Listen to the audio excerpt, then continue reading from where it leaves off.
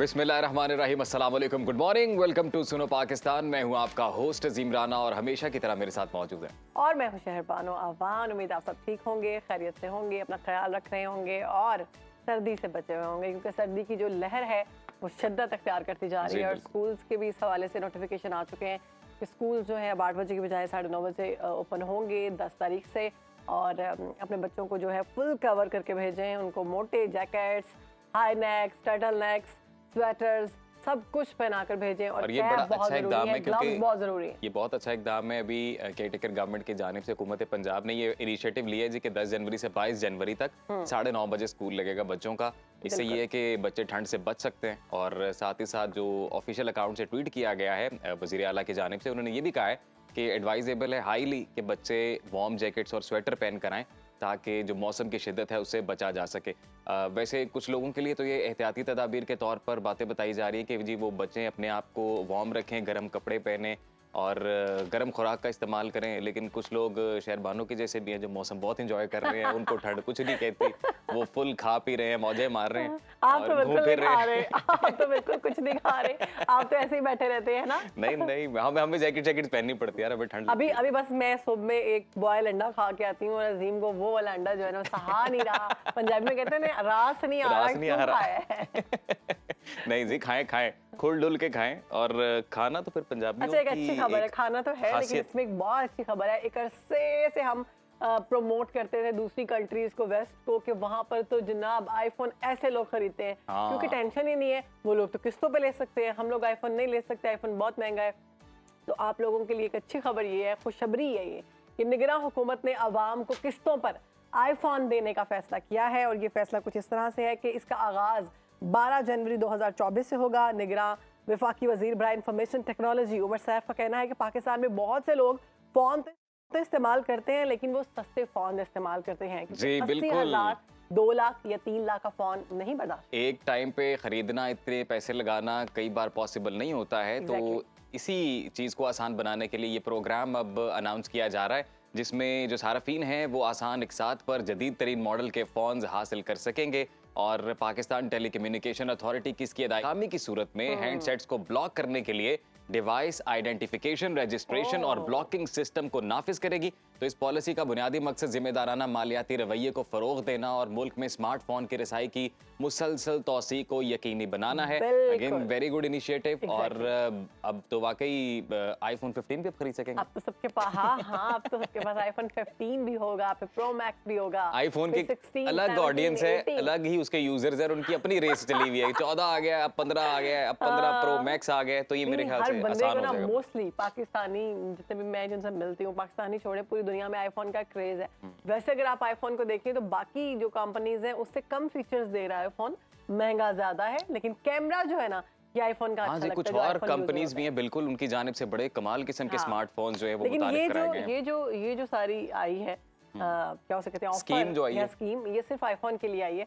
तो आप लोगों ने परेशान नहीं होना। अब दुआ करते हैं कि आईफोन के साथ अब अल्लाह करे कि 2024 में घरों के बारे में भी इस तरह की चीजें आए, लोग अपने घर को भी इस तरह से खरीदना शुरू करें, जैसे बाहर भी होता है कि मॉर्गेज दे के और ये पूरे थोड़ी सी डाउन पेमेंट दे के आप घर ले सकते हैं। पूरे एक सिस्टम के तहत ये स्कीम लॉन्च की जा रही है। तो ये भी नहीं हो सकता कि आप फोन लेके दौड़ जाएं कहीं पे, फोन ब्लॉक हो जाएगा। ऐसा बिल्कुल तो नहीं करना, आप ये भी नहीं हो जाएंगे, आपकी फैमिली पकड़ी जाएगी, मसला होगा ये। और ऐसे भी नहीं करना फोन लेके आगे किसी को फुल कीमत पे बेच देना है और खुद जो है वो थोड़े तरीके से पैसे देते रहना है। ये साथ साथ हम आपको कारोबारी मशवरे भी दे रहे हैं। आज के दिन का जो आगाज है ना वो बहुत ही अच्छा हुआ है, मुझे बहुत पसंद आई ये खबर, अच्छी खबर है। चलें जी, एक और अच्छी खबर देते हैं फिर। एक मुआहिदा हुआ है पाकिस्तानी अथॉरिटीज़ और सऊदी अथॉरिटीज़ के माबैन आज़मीन हज को बेहतर से बेहतर सहूलतें अब फराहम की जाएंगी।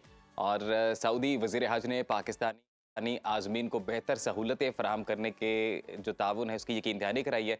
हज एक्सपो में हजाज की सहूलत के पेश नज़र मजीद मुआहदे भी होंगे। और इसके अलावा आइंदा बरस के लिए जो हज कुरानदाजी है उसमें 5633 दरख्वास्त दहिंदा नाकाम करार पाए हैं। रेगुलर हज स्कीम में 69,438 दरखास्तें मौसूल हुई थी और रेगुलर कोटे के तहत की जाने वाली कुरानदाजी में 63,805 आज़मीन हज मुंतखब हुए हैं। तो again it's a very good initiative. और जो मुआहिदा तय पाया उसके तहत अब जो आज़मीन हज हैं उनको बेहतरीन सहूलियात फराहम की जाएंगी। तो 2 आज हमने शानदार किस्म की खबरें अपने व्यूवर्स को दे दी। बिल्कुल। बहुत इसके अलावा शानदार खबरें। आपके पास कोई सियासी खबर? सियासी खबर है बिल्कुल, बांग्लादेश की सियासी खबर है। शेख हसीना वाजिद की हुक्मरान जमात अवामी लीग ने इंतखाबात में एक बार फिर कामयाबी हासिल कर लिया और अवामी लीग ने सादा कामयाबी नहीं है, हाँ? सादा कामयाबी नहीं, क्लीन स्वीप वाली कामयाबी है। 250 तकरीबन नशिस्त। ऑपोजिशन ने तो बिल्कुल भी हिस्सा नहीं लिया क्योंकि उन्होंने बायकॉट कर दिया था इलेक्शन से, तो अकेली ही पार्टी थी। और लेकिन स्टार्ट में अगर बात की जाए टर्नआउट की, तो बताया ये जा रहा था कि स्टार्ट में टर्नआउट बहुत कम था क्योंकि लोगों की जानिब से भी ना एक एहतजाज किया गया था कि जब कोई बाकी पार्टी नहीं है या बाकी दीगर पार्टीज उनकी पसंद की पार्टीज थी, अगर हम लोगों की आवाज़ सुने तो वो कहते हैं कि ये गलत हुआ है। लेकिन अगर देखा जाए तो सिर्फ एक ही पार्टी थी और एक ही पार्टी जो है वो 40% जो है वो वोट कास्ट किए गए हैं, तो उसमें वो कामयाब हो चुकी है। 5वीं दफा ये खातून वजीर आजम बनने जा रही है। वैसे ऑपोजिशन पार्टी एक बताई जा रही है जिसने 11 नशिस्तें ली हैं और जो कामयाब हुई है 11 नशिस्तों पर, और 52 नशिस्तों पर आज़ाद उम्मीदवार बताए जा रहे हैं कि जो कामयाब हुए हैं। तो ये एक अच्छी खबर बांग्लादेश से नाजरीन के बांग्लादेश में जो सियासी सूरत हाल है उसकी हमने आप तक पहुंचाई है। और इनको ये भी कहते हैं कि longest serving prime minister female prime minister है अभी तक की दुनिया जी जी, longest serving female prime minister. तो ये शहरबानो तो बहुत खुश हो गई इस खबर के बाद। नहीं, मैं क्यों होंगी मैं हसीना वाजिद साहिबा की रिश्तेदार तो हूँ नहीं तो मुझे बड़े बेनिफिट्स मिलेंगे। मैं बिल्कुल फीमेल रिप्रेजेंटेशन जरा वो हाँ, इस हवाले से आप थोड़ा ये अच्छी बात है, लेकिन मेरे ख्याल से खवातीन को आगे आना चाहिए मैदान उनके में। मुल्क के जो हालात हैं, वहाँ पे क्या सिस्टम चल रहा है, क्या मुल्क की सियासत है, अगर हम लोगों की वहाँ पर बात सुनते हैं तो उन लोगों के बयानात कुछ डिफरेंट है। अगर हम उनकी जो पार्टी है लाइक BNP, वो ये क्लेम करती है कि हमारे जो लोग हैं उनको गिरफ्तार किया गया है ना हक, और उनकी जानिब से ये भी कहा गया है कि हजारों लोग जब कैंपेन कर रहे थे तो उनको कत्ल कर दिया गया। तो अब पता नहीं इसमें कितनी हकीकत है, ये सिर्फ क्लेम किया जा रहा है। तो ये तो शहरबानो ने आपको बांग्लादेश की जो सियासी सूरत हाल है वो बताई है, तो हम आपको अब पाकिस्तान की जो सियासी सूरत हाल है उस हवाले से बताते हैं। तो आपको ये बताते हैं कि इलेक्शन का काउंटडाउन इस वक्त शुरू हो चुका है। आम इंतखाबात को 30 दिन बाकी ऑलमोस्ट, मगर इलेक्शन से पहले सुप्रीम कोर्ट का बड़ा फैसला आ चुका है नाजरीन, और अदालत उज़्मा के साथ रुकनी बेंच ने 6 के तनासुब से सियासतदानों की ताहयात नाअहली को कलअदम करार दे दिया है। 62(1)(f) की तशरीह करते हुए ये फैसला दिया गया है कि इलेक्शन लड़ना हर शहरी का बुनियादी हक है। सुप्रीम कोर्ट ने समीउल्लाह बलोच केस का फैसला रोल ओवर करते हुए कहा है कि अदालत के पास आइन के आर्टिकल 184(3) में किसी की नाअहली का इख्तियार नहीं और सियासतदानों की नाअहली की मुद्दत 5 साल तक होगी। अदालती फैसले के बाद नून लीग के कायद नवाज शरीफ और IPP के सरबराह जहांगीर तरीन की नाअहली भी खत्म हो चुकी है और दोनों रहनुमा आइंदा इलेक्शन लड़ सकेंगे। तो इसी तमाम तर सूरत हाल पर बात करने के लिए हमारे साथ मौजूद हैं सीनियर तज्जियाकार अदनान आदिल साहब। वेलकम टू सुनो पाकिस्तान। कैसे हैं आप? जी मैं बहुत अच्छा हूँ। कैसा लग ये रहा है? कह रहे थे कि आपको सर्दी नहीं लगती है? नहीं, सर्दी नहीं, वो कह रहे हैं खाने में बहुत नहीं, शहरबानो मौसम एंजॉय करती हैं। सही मौसम एंजॉय करती है। ये सर्दी को लगती है। सर्दी को लगती है। अभी हम थोड़ा पॉलिटिक्स को लग जाएं फिर। लग जाए फिर आ जाओ फिर मैदान। फैसला आ गया जी, फैसला आ गया। सबको पता था यही फैसला आएगा। एक फॉर्मेलिटी है क्योंकि जजों का माइंडसेट जो था वो उनके रिमार्क्स में जाहिर हो रहा था कि वो किस डायरेक्शन में जाएंगे, और वो अपने कमेंट्स में कह रहे थे कि ये तो जो है बहुत सख्त है और काला कानून है। बाज़ जजों ने ये भी कहा था पहले कि ये जो ताहयात नहली है और बाकी सज़ाओं में सिर्फ 5 साल, और इसमें क्यों पूरे उम्र के लिए आदमी नाअहल हो जाए। और बहुत से कानूनदानों का मशवरा यही था कि आइन में तो नहीं लिखा हुआ कि 62(1)(f) जो एक है एक सादिक कानून होना चाहिए। कोई आदमी अगर गलत बयानी करता है तो वो सादिक नहीं रहा, सच्चा नहीं रहा, बिल्कुल, तो उसमें लिखा नहीं हुआ कि उसे कितने साल के लिए नाअहल करार दिया जाएगा। सही। और उसको इंटरप्रेट किया था सुप्रीम कोर्ट ने कि ये ताहयात होगा। बिल्कुल। उस वक्त जो थी हुकूमती ढांचा जो था पूरा, वो नवाज शरीफ के खिलाफ था। तो सुप्रीम कोर्ट ने भी नवाज शरीफ के खिलाफ फैसला दे दिया और जहांगीर तरीन को भी उसमें शामिल कर लिया कि आपने चूंकि गलत बयानी की है तो आप ताहयात नाअहल। नवाज शरीफ ने वो कोई अपना कामा जाहिर नहीं किया था, तो उस बुनियाद पे आपने गलत बयानी की तो आप ताहयात नाअहल। लेकिन अब उन्होंने कहा कि ये ताहयात नाअहली जो है ये बहुत सख्त सज़ा है और आइन में कहीं इसका जिक्र भी नहीं है। तो हम अपने पुराने जो फैसले को रिवाइज करते हुए वापस लेकर इसको 5 साल तक महदूद कर देते हैं। बानी PTI भी हो जाएंगे फिर से मुस्तफीद? नहीं, बानी PTI का मामला ज़रा फ़र्क है। उनको तो ऐसे कोई अभी सादिक अमीन के हवाले से नहीं नाअहली का सामना नहीं है, लेकिन अगर उनको करप्शन केस में कोई तोशाखाना वगैरह में नैब के कानून के तहत सज़ा हुई तो उसमें 10 साल की सज़ा है। हाँ जी, अब नैब, ये कि वो बिल्कुल। हो सकता है सुप्रीम कोर्ट में जाएं कि बाकी सब के लिए 5 साल है तो इसमें 10 साल की सज़ा ज़्यादा है। लेकिन इससे एक तासुर तो ये उभरा कि सुप्रीम कोर्ट का कोई फैसला आखिरी नहीं है। जब चाहे सुप्रीम कोर्ट अपने माजी के फैसले को रिवाइज कर सकती है। तो अब एक दरवाज़ा तो खुल गया है ये। तो लोगों का जो एक आम लोगों का तासुर है वो आला दिया के बारे में ये है कि ये कलाबाजियाँ खाते रहते हैं, कभी कह देते हैं ये बात ठीक है, कभी कह देते हैं नहीं ठीक है। तो इस तासुर को भी ख़त्म होना चाहिए। गो कि एक बात अच्छी ये हुई है कि सियासतदानों के सर पे जो तलवार लटकी हुई थी कि ताहयात नहली, वो ख़त्म हो गई है फिल वक्त। क्या पता अगली दफ़ा फिर सुप्रीम कोर्ट आ जाए और वो 9 रुकनी बेंच बना के फिर इस फैसले को भी रिवर्स कर दे। तो अब ये पाकिस्तान के हालात कुछ ऐसे ही हैं, कुछ पता नहीं चलता। तो नाज़ा 184(3) के तहत जो डिसीजन लिए जाएंगे तो लगता है कि फ्यूचर में वो भी दोबारा से उन पर भी नजरसानी हो सकेगी और वो भी दोबारा से एक कानून भी पास हो चुका है कि फैसले में अपील का हक होगा। तो लेकिन ये तो इन्होंने अपील का हक नहीं भी था तो इन्होंने अपना एक फैसला रिवाइज कर दिया, रिकॉल कर दिया। तो इससे तो पता ये चला कि सुप्रीम कोर्ट की कोई बात फाइनल नहीं है। वो अपने पुराने फैसलों को भी रिवर्स कर सकती है। अब जैसे कि जुल्फ़िकार अली भुट्टो का केस चल रहा है तो उनको अदालत में सज़ा हुई थी और एक जज जो थे नसीम हसन शाह जो उनको सज़ाए मौत देने वालों में शामिल थे, उन्होंने कहा था कि ये मैंने दबाव में सज़ा दी। उस वक्त की हुकूमत मार्शल हुकूमत का दबाव था। तो अब अगर ये उस फैसले को भी कहते हैं कि वो फैसला गलत था तो फिर अब वो तो वापस नहीं आ सकते। भुट्टो उनको पहले ही कहा जाता है कि अदालती कत्ल था। तो ये सुप्रीम कोर्ट के बारे में एक तासुर अवाम में बहरहाल एक इमेज सा बन गया है कि ये किसी वक्त जो है कोई फैसला दे देते हैं, किसी वक्त कोई फैसला दे देते हैं। लेकिन एक लिहाज से अच्छा है हाँ कि सियासतदानों के लिए ये जो मुश्किल थी कि ताहयात नहल, अगर नवाज शरीफ ना होते ताहयात नहल तो सियासत ज़्यादा स्टेबल रहती।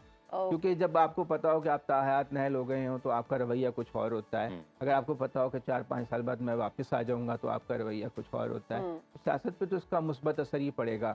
मेरा ख्याल है सुप्रीम कोर्ट को ऐसे ही फैसले जो हैं वो बानी पीटीआई और पीटीआई के बारे में भी देने चाहिए। इस वक्त तो तासुर ये है कि पीटीआई को बिल्कुल दीवार में चुन दिया गया है और दीवार से बिलावल भुट्टो जरदारी कह रहे हैं कि अब नवाज शरीफ को इस फैसले से फायदा हुआ है, जहांगीर तरीन को इस फैसले से फायदा हो गया है, तो कल इस फायदे से बानी पीटीआई भी मुस्तफीद होंगे। हाँ, इस फैसले से हो सकते हैं कि अगर उनको भी ताहयात नहली के कानून के तहत नाअहल करार दे दिया जाता तो फिर उनको भी ताहयात नहली का सामना। फायदा किस बात का? ये मतलब ये कि उन पे इतने सारे केसेस हैं, 180 केसेस हैं, पता नहीं किस केस में उनको सजा हो जाए तो उनको कम से कम ताहयात नहली नहीं होगी, 5 साल की होगी। लेकिन नैब कानून के तहत अभी भी 10 साल की। बल्ले के निशान के वापसी का केस भी लगा हुआ है तो उसमें भी कोई मिल सकता है फायदा?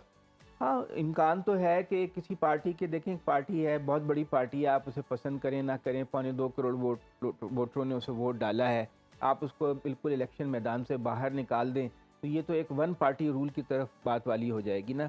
ये जमहूरियत तो ना हुई कि आप इतने बड़ी तादाद लोगों की जो है उनको डिसएनफ्रेंचाइज कर दें, उनको उनकी पार्टी के लिए वोट डालने के हक से महरूम कर दें। तो एक नेचुरल जस्टिस के तो ख़िलाफ़ है ये बात। लेकिन कुछ पाकिस्तान में पता नहीं होता कि अदलिया का, क्योंकि एक जजों का सेट आता है, ग्रुप आता है, वो एक रुख होता है, दूसरा ग्रुप आ जाता है जब टॉप के ऊपर तो उसका रुख किसी और तरफ हो जाता है। तो प्रेडिक्ट करना मुश्किल है, लेकिन ज़्यादा चांस यही है कि वो ना हो। लेकिन एक तरफ दूसरी एक और काम शुरू हो गया है, वो ये है कि हुकूमत ने एक कमेटी बना दी है कि जो 9 मई के वाक़यात थे, 9 मई 2023 के, जिसमें बहुत एहतजाज किया और कौमी तनसीबात पे उन्होंने तोड़फोड़ की, तो उस पर एक रिपोर्ट बनाई जाएगी कि वो सारी जो उनकी एक्टिविटीज़ हैं उस पे हो सकता है कि उन्हें एक कहा जाए कि ये तो एक दहशतगर्द तंजीम है। अच्छा। और ये इनके जो लीडरशिप थी वो इन्वॉल्व थी इन सारे, ये एक मेरा गैस है कि असारो कराइन ऐसे लगते हैं, जिस तरह का मीडिया कैंपेन चल रही है और वीडियोस रिलीज़ की जा रही हैं, माहौल बनाया जा रहा है, तो फिर इसको कलदम करार दे दिया जाए। तो यानी उनको फिर आउटलॉ, गैर कानूनी तंजीम करार दे के इलेक्शन के अमल से बिल्कुल ही बाहर कर दिया। पहले तो था माइनस बानी पीटीआई का चांस था, अब लग रहा है कि पूरी पार्टी को ही माइनस करने की कोई कोशिश। नान साहब प्लस हो गए नवाज शरीफ, एक आखिरी रुकावट थी ताहयात नाअहली, वो भी दूर हो गई, तो अब सियासी मंजरनामा दिलचस्प हुआ कोई उनकी एंट्री के बाद? दिलचस्प क्या हुआ, नवाज शरीफ जो है 3 बार वज़ीर आज़म रह चुके हैं, बड़े सख्त जान आदमी हैं, उन्हें लोग निकालते हैं फिर वापस आ जाते हैं, उन्हें बड़ा टैक्टफुल हैं, वो अपनी अदालती जंग लड़ते हैं, जब उन्हें चुप करके बैठना होता है चुप करके बैठ जाते हैं, जब देखते हैं मौसम साजगार है तो फिर दोबारा से अपनी एंट्री डाल देते हैं। ऐसे ही। तो अब आप देखें कि चौथी बार वो एंट्री डालने के लिए तैयार है। उनके लिए तो रास्ता पूरा हुकूमती ढांचा उन्हें सपोर्ट कर रहा है, अदालती फैसले उन्हें सपोर्ट कर रहे हैं, तो फ़ज़ा इस तरह तो साजगार है। लेकिन अवाम में मकबूलियत जो है उनके मुखालिफ बानी पीटीआई की ज़्यादा है और पीटीआई की ज़्यादा है। उसको मैदान से बाहर रखने की पूरी तैयारी मुकम्मल हो चुकी है। तो इसलिए उनके नून लीग, चूँकि पंजाब में सीटें 144 ज़्यादा हैं, तमाम कौमी असम्बली की अक्सरियत है, तो ज़्यादा चांस यही है कि नून लीग को हुकूमत मिलेगी। ज़्यादा से ज़्यादा उन्हें कोई कोलिशन बनानी पड़ेगी एमक्यूएम के साथ या जीडीए के साथ, तो हो सकता है कि वो कोलिशन भी बना ले। लेकिन अगर पीटीआई बिल्कुल ही आउट हो गई, उस पर पाबंदी लग गई, फिर तो उनके लिए मैदान खुला है, फिर तो वो जो मर्जी करें। ये भी कहा जा रहा है कि कोई नया ढांचा बनाया जा रहा है, कोई 10 साल का प्लान सामने आ रहा है, कोई 6 साल का प्लान आ रहा है, वो क्या सीन? अफवाहें ये हैं कि मुल्की मईशत का तो बहुत ही बुरा हाल है। आपको देखें कि एक साल में माशी तौर पे जिंदा रहने के लिए 25 अरब डॉलर के नए कर्जे चाहिए, बैरूनी कर्जे, ताकि पुराने कर्जे उतार सकें और जो तिजारती खसारा है हमारा वो हम ख़त्म कर सकें। पाकिस्तान को तो बिजली बनाने के लिए गैस चाहिए, पेट्रोल चाहिए अपनी ट्रांसपोर्ट के लिए और घरों के लिए, तो उसके लिए 20-25 अरब डॉलर चाहिए होते हैं, जो हमारी बरामदात इतनी है नहीं। तो पाकिस्तान को बैरूनी कर्ज़ों की बहुत ज़्यादा ज़रूरत है। मईशत का बहुत हाल ख़राब है, तो मईशत को सहारा देने के लिए कोई भी हुकूमत 1-2 साल में ऐसा नहीं कर सकती। आम ख्याल ये है कि कोई ऐसी पॉलिसी हो जिस पर तसलसल के साथ 8-10 साल अमल किया जाए, तब मईशत अपने पाँव पे खड़ी हो सकती है। तो बाज़ लोग जो हैं वो समझते हैं कि सियासतदान शायद इतने दानिशमंद नहीं हैं कि मईशत को सहारा दे लेंगे, तो फिर को टेक्नोक्रेटिक या फिर कोई पार्टी जो है वो नहीं चल सकती। जो नई गवर्नमेंट इक़्तिदार में आएगी, तो आपके ख्याल में सबसे बड़ा चैलेंज इकोनॉमिक चैलेंज ही होगा? माशी चैलेंज होगा, क्योंकि इस वक्त आप देखें 40% तक, 30 से 40% तक महंगाई है। हफ्तावार महंगाई 40% है और माहाना बुनियादों पे 30% है पिछले साल के मुकाबले में। यानी 100 रुपए की वैल्यू 70 रुपए के बराबर रह गई है एक साल के मुकाबले में। तो आवाम तो बिल्कुल कुचल गए हैं, मिडिल क्लास सफ़ेद पोश तबका कुचल गया है। उसके रोज़गार के मौके बहुत कम हो गए हैं, फैक्ट्रियाँ बंद हैं, इंडस्ट्री का कोई अच्छा हाल नहीं है और मुल्क की मईशत भी कर्ज़ों के ऊपर है, कर्ज़ों के स्टीरॉइड्स पे चल रही है। तो माशी चैलेंज बहुत बहुत बहुत तो फिर नून लीग पीपल्स पार्टी जो बहुत बड़े बड़े दावे कर रही है कि हम आके मईशत को बेहतर करेंगे, लोगों को आसानियां देंगे, वो कहाँ से करेंगे? कोई जादू करेंगे? नहीं, कोई जादू नहीं है, ऐसे ही लोगों को उल्लू बनाने की कोशिश कर रहे हैं। पहले भी बनाते रहे हैं 3 दफा, लेकिन अवाम अब उल्लू नहीं बनी। पीपल्स पार्टी भी 3 दफा हुकूमत में आ चुकी है। क्या इन लोगों ने किया? टिकटों की तकसीम पर भी मामला जो है खराब है। वो तो घरों में झगड़े होते हैं, सौकने भी लड़ती रहती है आपस में। आपको सबको पता है हलवा तैयार है, खाने का वक्त आ गया है, तो मुझे भी मिले ज्यादा से ज्यादा हलवा। सारे मामले पर इरफान सिद्दीकी जो है हाँ नून लीग के, उन्होंने कहा है कि ये सारा मामला जो है ये खराब है टिकटों पर। नून लीग इलेक्शन में अपने पार्टी रहनुमा और इत्तेहादियों को राजी क्यों नहीं रख पा रही, क्या वजह? नहीं, कोई ऐसी बात नहीं है, कोई खास बात नहीं है। लोग वोट तो देंगे, जो शहरों में वोट हैं वो तो पार्टी को देते हैं, या नवाज शरीफ को देंगे, या बानी पीटीआई को देंगे, या पीपल्स पार्टी के लोग पीपल्स पार्टी को देंगे। उम्मीदवारों के 5-10 हज़ार मुश्किल से वोट होते हैं अपने ज़ाती। तो वो कोई अगर बड़ा ही कोई फन्ने खान भी है जो अपने आप को फन्ने खान समझता है, उसको 2-3 हज़ार वोट मिल जाते हैं अगर वो आज़ाद उम्मीदवार के तौर पे खड़ा हो जाए, तो उसकी कोई खास वैल्यू नहीं है। बहुत शुक्रिया अदनान साहब, आपने सुनो पाकिस्तान को वक्त दिया। व्यूअर्स यहाँ पर ब्रेक शामिल करते हैं, ब्रेक के बाद आएंगे, प्रोग्राम आगे बढ़ाएंगे। देखते रहिए सुनो पाकिस्तान।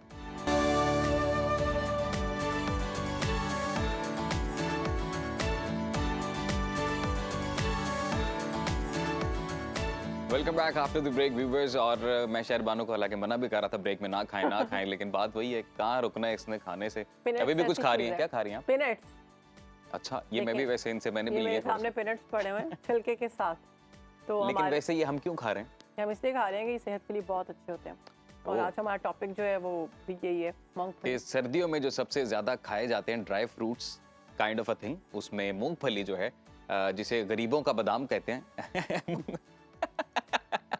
मूंगफली जहाँ खाने में, हाँ ये बहुत अच्छी बात की है मैंने, जहाँ खाने में लजीज होती है ये इंसानी सेहत के लिए भी बहुत फायदेमंद होती है। और सर्दियों में इसका इस्तेमाल कितना जरूरी है और ये हमारे लिए कितनी मुफीद है, इस हवाले से हम बात करते हैं। हमारी एक्सपर्ट हमारे साथ मौजूद है, बिल्कुल न्यूट्रिशनिस्ट हैं जरताश उमर। वेलकम टू सुनो Pakistan. Thank you so much. अल्हम्दुलिल्लाह, आप कैसे हैं? अल्हम्दुलिल्लाह ठीक ठाक। अच्छा, मैं ये मूंगफली खा रही हूँ, लेकिन मैं छिलकों के साथ ही खा रही हूँ।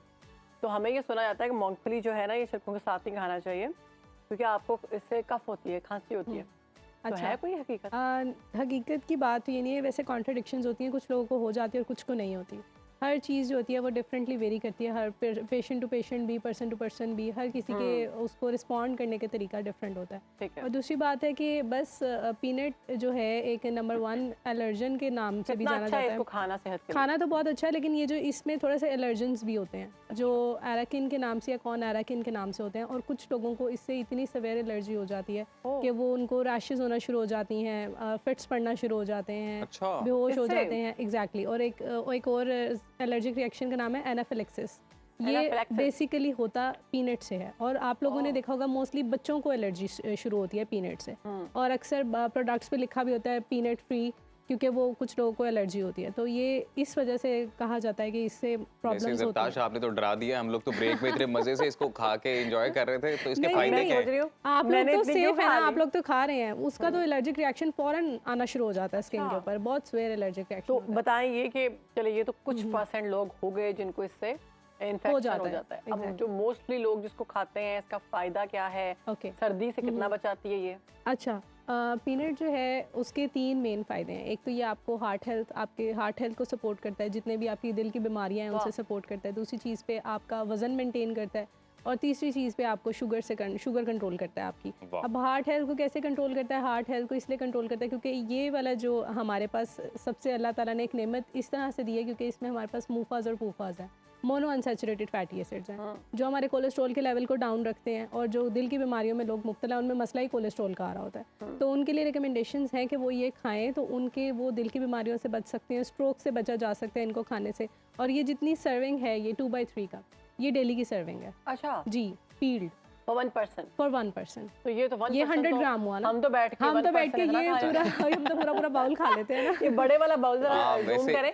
इस बारे में भी 1% हम इतना खा लेते हैं। इस बारे में भी बताएं हमारे हम व्यूअर्स ये खा लेते हैं, लेकिन खाना हमें ये वाला चाहिए। बिल्कुल, ये जो आप बड़ा बाउल देख रहे हैं ना, ये 1% मेरे ख्याल से खाते हैं। एग्जैक्टली। अच्छा, वो मेरे ख्याल से माहौल ऐसा बना होता है कि सर्दियों में सब बैठे होते हैं, या तो Exactly. मूवी चल रही है या तो गप्पे चल रहे हैं, मिनट्स खाई जा रहे हैं, पता ही नहीं चल रहा। बिल्कुल। जैसे उस दिन लूडो मैं- शूडो खेलते उस वक्त। दिन मैं स्टार्ट में बता भी रही थी कि एक शख्स जो है वो रिक्शे में सवार था, और वो इतना पिनट्स को शॉपर उसने पकड़ा हुआ था, और काफी रास्ता मेरे सामने रहा, और मुझे उससे बहुत गुस्सा आता रहा कि वो पूरी रोड पे गन फेंकता जा रहा है, बातें करते जा रहा है, पिनट्स खाता जा रहा है, खाता जा रहा है।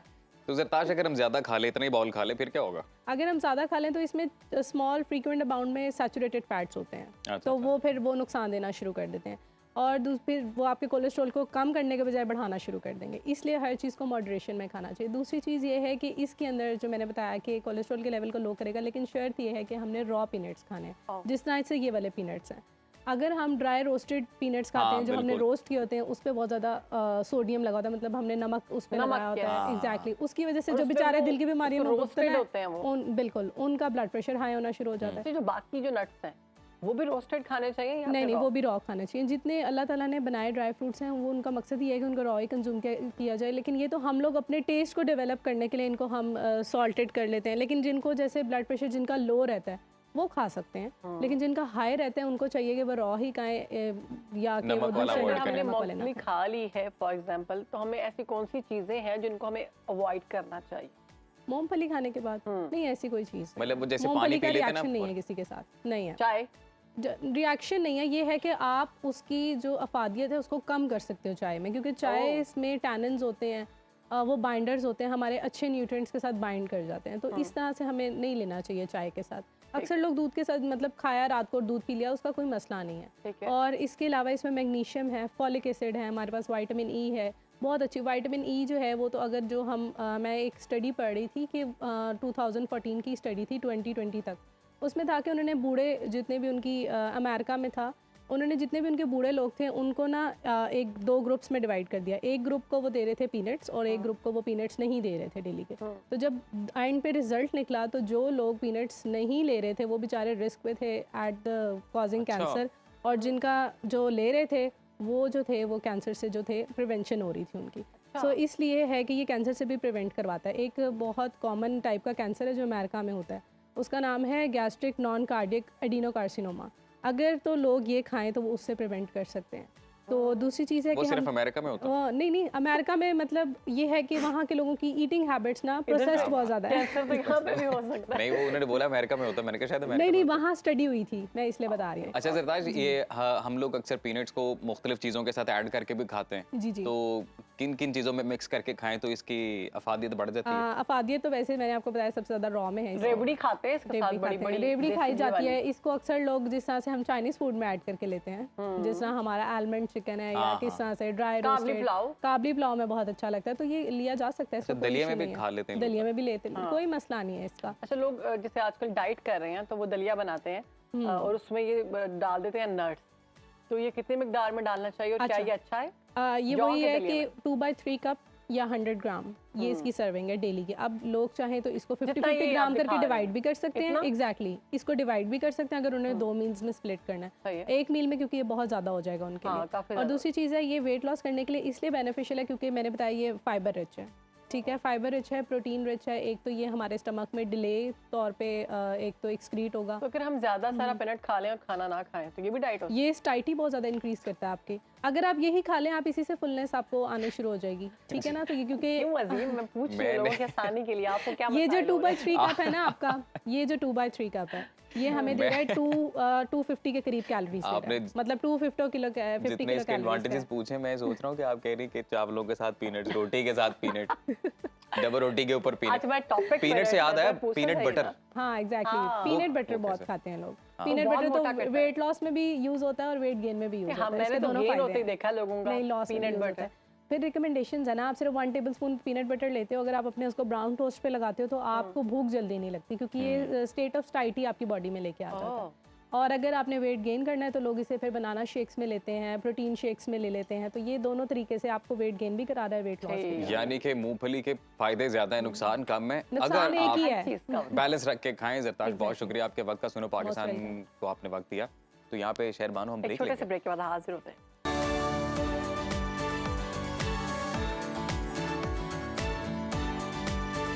Welcome back. बहुत से लोग हैं जिनको शौक होता है कि हम पेट रखें, और वो रखते भी हैं। कोई डॉग्स को रखता है, कोई कैट्स को रखता है, तो वैसे even अब शहरबानो, तो लोग शेर भी रखते हैं। आपको कौन सा पेट पसंद है? मुझे डॉग। बिल्लियां पसंद नहीं आपको? No, I don't like cat. क्यों बस मुझे फोबिया है, मुझे नहीं पसंद। यार, ये क्या बात हुई? वैसे हमने तो देखा ज्यादातर खवातीन को बिल्लियां बड़ी पसंद होती हैं। तो मैं ज्यादातर खवातीन में नहीं आती ना, आई एम यूनिक। ओए होए होए होए होए होए, बड़ी गाल हो गई। डॉग रखा हुआ है। नहीं, मुझे भी पेट बड़े पसंद हैं, और मेरे पास भी एक पेट है, बड़ा क्यूट है, एंड बड़ा मजा आता है, और वो एंटी डिप्रेसेंट के तौर पे भी काम करता है। हाँ, लाइक जिसको अगर बिल्लियां पसंद हैं तो उसके लिए वो बिल्ली बहुत बहुत अजीज होगी, उसको उससे बड़ा प्यार होगा। लेकिन जिसको नहीं पसंद, जैसे बहुत सारे लोग जो है उनको कुत्ता नहीं पसंद, डॉग नहीं पसंद, अच्छा, तो वो अपने घर में नहीं रखते। पता नहीं कौन लोग हैं। हाँ, हम ये सोचते हैं ना कि हमें पसंद है। यार, जानवर तो सारे ही बड़े मासूम होते हैं, बड़े हाँ। प्यारे होते हैं, इनसे प्यार करना Cute चाहिए। होते हैं। इनकी बड़ी उनसियत हो जाती है जो भी इसे प्यार करता है, और ये सही वफादारी निभाते हैं वैसे। और इसी हवाले से हम आपको ये भी बताते हैं कि अब लाहौर में बड़ा यूनिक किस्म का एक रेस्टोरेंट बना है, जहाँ पर अगर आप जाएं तो वहाँ पर आप ना सिर्फ खुद इंजॉय करेंगे खाने से, बल्कि वहाँ पर जो पालतू बिल्लियाँ हैं आप उनकी कंपनी को भी इंजॉय कर सकते हैं। तो सुनो डिजिटल से इकरा आगा है, वो उस रेस्टोरेंट में गई हैं और उन्होंने क्या देखा, आइए देखते हैं।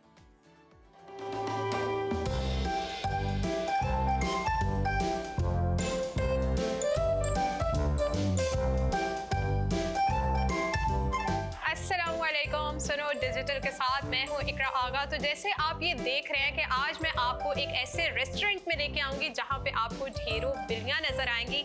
जी नाजरीन, तो लाहौर DHA फेज 6 के अंदर पॉजिटिव्स के नाम से एक ऐसा रेस्टोरेंट खुला है जिसके अंदर आपको फूड ही नहीं बल्कि ढेर सारी बिल्लियाँ भी नजर आएंगी। तो आप भी यहाँ पे आइए और देखिए कि यहाँ पे फूड के साथ साथ बिल्लियों के साथ कैसे खेला जाता है। तो आइए मेरे साथ और मैं आपको दिखाती हूँ कि यहाँ पे बिल्लियों के साथ कौन सी डिफरेंट एक्टिविटीज होती हैं।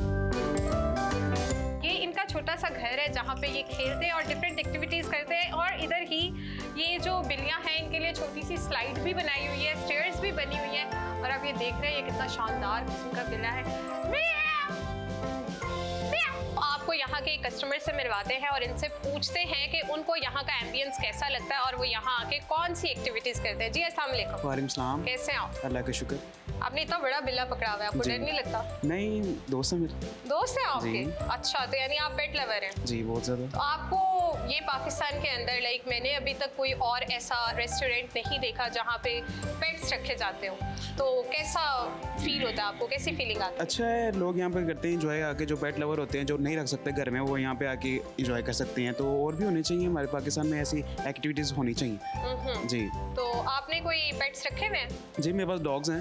अच्छा। तो इस वजह से मैंने घर में कैट नहीं रखी, तो ज़्यादा टाइम मैं इधर आके स्पेंड करता हूँ ताकि मैं कैट के साथ टाइम स्पेंड कर सकूँ। लेकिन आपको पता है इस रेस्टोरेंट की एक खास बात है कि आपने कोई भी पेट रखा हुआ है तो आप उसको अपने साथ यहाँ पे ला भी सकते हैं ताकि वो सब जो जितने भी पेट्स हैं वो आपस में इंटरेक्ट करें। और लेकिन वो पता बात की है, मेरे पास हैं डॉग्स और कैट की बनती नहीं है, तो फिर हमें यहाँ पे लड़ाई होगी। आपने इतनी प्यारी सी कैट पकड़ी हुई है। बस घर में पहले रखी हुई थी, तो फैमिली इश्यूज की वजह से जो उनसे अब इधर आके टाइम स्पेंड करते हैं इनके साथ। अब घर में नहीं है बिल्कुल? नहीं, अब घर में नहीं। तो आपको ये पता है कि अगर आपके घर में नहीं रही तो कैट्स तो रहती भी नहीं है कहीं पे, वो तो साथ घर फिरती हैं, लॉयल नहीं होती बिल्कुल भी। असल में वो जो फीमेल्स जो हैं, excuse me, what do you mean by females? Females loyal नहीं होती? नहीं, जैसे लड़की लॉयल नहीं होती वैसे कैट्स भी लॉयल नहीं होती। यानी आपको आज तक कोई लॉयल लड़की मिली नहीं है? ये आप अपना दुख सुना रहे हैं? ऐसी है, दुख सुना दुख सुना रहा हूँ। कोई लॉयल लड़की नहीं मिली? नहीं, कोई लॉयल लड़की नहीं मिली। तो आप ये जो कैट्स हैं उनके साथ टाइम स्पेंड करने के लिए इधर आ जाते हैं? हाँ जी, इधर आ जाते हैं। इधर आके बहुत अच्छे लगते हैं, बहुत अच्छी एक्टिविटी है कैट के साथ, जो उनसे टाइम स्पेंड करें, साथ में आप फूड एंजॉय करें। तो आप ऑल टाइम इधर होते हैं इन बिल्लियों के पास? जी इनके पास नहीं होता, इनकी केयर मैं ही करता हूँ। अच्छा, तो इनके खाने पीने का, और अगर कोई बीमार हो जाए तो फिर क्या करते हैं? बीमार हो जाते हैं तो हमारे पास बेड अवेलेबल होता है 24 आवर्स, वो क्लिनिक में होते हैं, उनको दिखाते हैं। और खाना इनका वीक में 3 आइटम्स खिलाता है, जिसमें बॉयल चिकन होता है और जेली फूड होता है और इनका ड्राई फ्रूट होता है। अच्छा, तो आपके ऑनर में कितनी बिल्लियाँ रखी हुई हैं? उनके पास 36 कैट्स हैं। 36 कैट्स हैं? जी। हाँ, तो ये मतलब ये क्या एक्टिविटी है इनके ये साथ? इनका बिल्लियाँ कैट कैसे टावर है, इसमें ये रहती भी है और खेलती वगैरह भी है।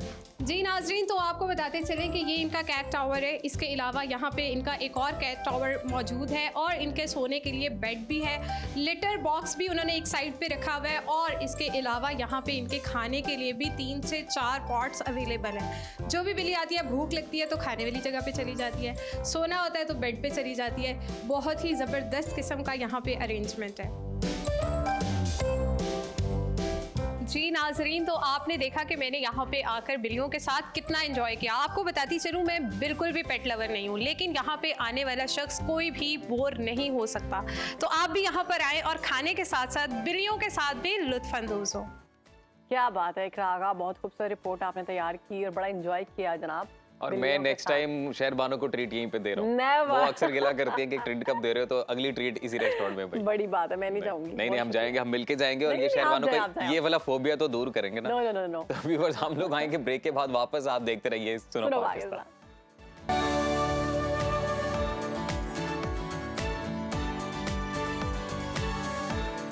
Welcome back. प्रोग्राम में आगे बढ़ेंगे और बात करेंगे टेक्नोलॉजी की। तो दुनिया भर में आर्टिफिशियल इंटेलिजेंस का रुझान तेज़ी से बढ़ रहा है। तकरीबन हर शोबे में मसनूई ज़हानत का इस्तेमाल होता हुआ हम देख रहे हैं। पाकिस्तान में भी मसनूई ज़हानत के हवाले से काम हो रहा है।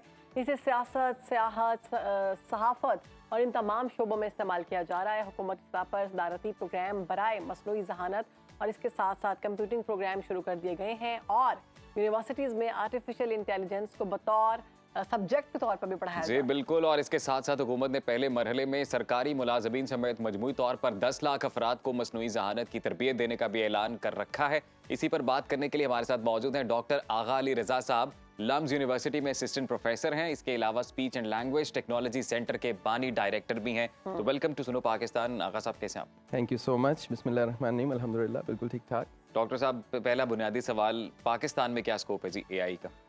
बहुत स्कोप है। जो डेवलपिंग कंट्रीज़ हैं, एक बज़ाहिर हमारे एक फ़िक्र ये होती है कि जो कंट्रीज़ डेवलप्ड हैं शायद वो एआई में हमेशा आगे रहेंगे और जो कंट्रीज़ डेवलपिंग हैं वो पीछे पीछे चलते रहेंगे, लेकिन ऐसा नहीं है। इनफैक्ट जितनी हम थ्योरीज जानते हैं इस बारे में, जो कंट्रीज़ जिनके पास ऑलरेडी इंफ्रास्ट्रक्चर कम होता है, पिछली चीज़ के ऊपर वो इतने ज़्यादा जुड़े हुए नहीं होते, उनके लिए आसान होता है एक नई टेक्नोलॉजी को अपनाना। तो यहाँ पर इंफ्रास्ट्रक्चर को बेहतर करना, एफिशिएंट करना, करप्शन को कम करना, मैन इन द मिडल को रिमूव करके बीच में से, ये चीज़ें एआई के थ्रू बहुत ज़्यादा इनेबल की जा सकती हैं और बहुत फ़वाइद आ सकते हैं इसके। जी, ये तो हो गया एआई। पाकिस्तान में स्कोप है, चलो शुक्र है ये तो समझ आ गई। अब अगली बात ये कि कहा ये जा रहा है कि 85% लोग जो है ना वो नौकरियों से हाथ धो बैठेंगे और एआई जो है ना वो आपकी सारी जॉब्स ले लेगी, आप घरों में बैठ जाएंगे, कुछ करने को नहीं होगा। तो इसमें कितनी हकीकत है? Great question. ये पूरी दुनिया में इस पे डिबेट्स हो रहे हैं। मैं आपको ना चंद इसके एंगल्स जो है वो अलग अलग बयान कर देता हूँ। जी। एक तो चीज़ ये है कि अभी तक ऐसी कोई सूरत नहीं नज़र आ रही कि जहाँ पे ह्यूमन को एआई रिप्लेस कर रही हो, ह्यूमन हटा दें एआई ले आए, ऐसा अभी अकेले कुछ AI नहीं नहीं है, कर- हाँ। अभी नहीं है। हाँ, ये ज़रूर है कि ह्यूमन रिसोर्स की रिक्वायरमेंट्स शायद कम होंगी। जहाँ आपको 5 प्रोग्रामर चाहिए थे शायद 2 चाहिए हों, जहाँ आपको क्रिएटिव राइटर्स 10 चाहिए थे हो सकता है 5 चाहिए हों। तो ये एक वक्ती तौर पर जॉब मार्केट में चेंजेस आएंगी। इसको पॉलिसी लेवल पर भी डील करने की ज़रूरत है, इसके लिए कुछ और मौके फराहम करने की ज़रूरत है। However the important thing is, माजी में जब कभी ऐसा हुआ है ना कि टेक्नोलॉजी आई है तो उसके नतीजे में रिप्लेसमेंट नहीं होती। मिसाल के तौर पर आप ये देखिए, पहले लोग हल चलाते थे, फार्मर्स हल चलाते थे, बाद में ट्रैक्टर आ गया, मैकेनाइज्ड व्हीकल्स आ गए। अब ट्रैक्टर को चलाने वाले आप मुझे बताइए फार्मर्स हैं या मैकेनिकल इंजीनियर्स हैं या वो खुद चलते हैं? ज़ाहिर है फार्मर्स हैं, वही Farmers हैं, फार्मर्स हैं, उन्होंने बिल्कुल। अपने आप को अपस्किल कर लिया। तो लिहाजा इस वक्त ये नई जॉब्स जो क्रिएट होंगी, मैकेंजी की प्रेडिक्शन है कि 400 to 500 मिलियन जॉब्स जो हैं वो डिस्प्लेस हो जाएंगी over the next several years, कोई 10 साल के अंदर तकरीबन। लेकिन इससे कहीं ज़्यादा मोर देन 600 मिलियन नई जॉब्स क्रिएट हो जाएंगी जिनको हम जानते भी नहीं। बिल्कुल। वो जॉब्स वही लोग अपनाएंगे जो ऑलरेडी उस एरिया के एक्सपर्ट्स हैं, वो उसमें प्लस ये नई चीज़ ऐड कर लेंगे। जैसे फार्मर ने ट्रैक्टर चलाना सीख लिया, लोगों ने बिजली के आने के बाद बिजली का इस्तेमाल खुद सीख को लिया, अपडेट करेंगे। अब खुद को अपडेट करेंगे। वैसे और आगा वही साहब experts मेरा होंगे। क्वेश्चन बीसी से रिलेटेड है।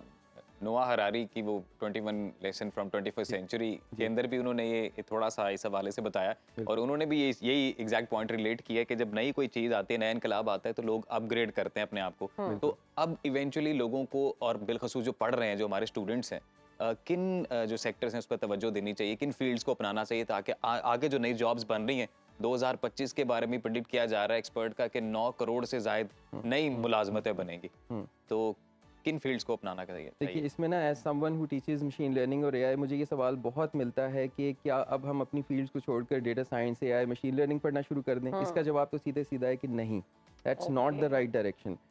उसकी वजह ये है कि जो राइट ब्लेंड है ना आने वाले वक्त में, वो ये है कि whatever you are an expert of, उसमें सिर्फ थोड़ा सा अपस्किल करके एआई की नो हाउ को ऐड कर लें, अपने आप को अपस्किल कर लें। अपनी फील्ड बदलने की किसी को ज़रूरत नहीं है, ये सारी फील्ड्स रहेंगी, क्रिएटिव राइटिंग भी रहेगी, प्रोग्रामिंग भी रहेगी, सब कुछ रहेगा।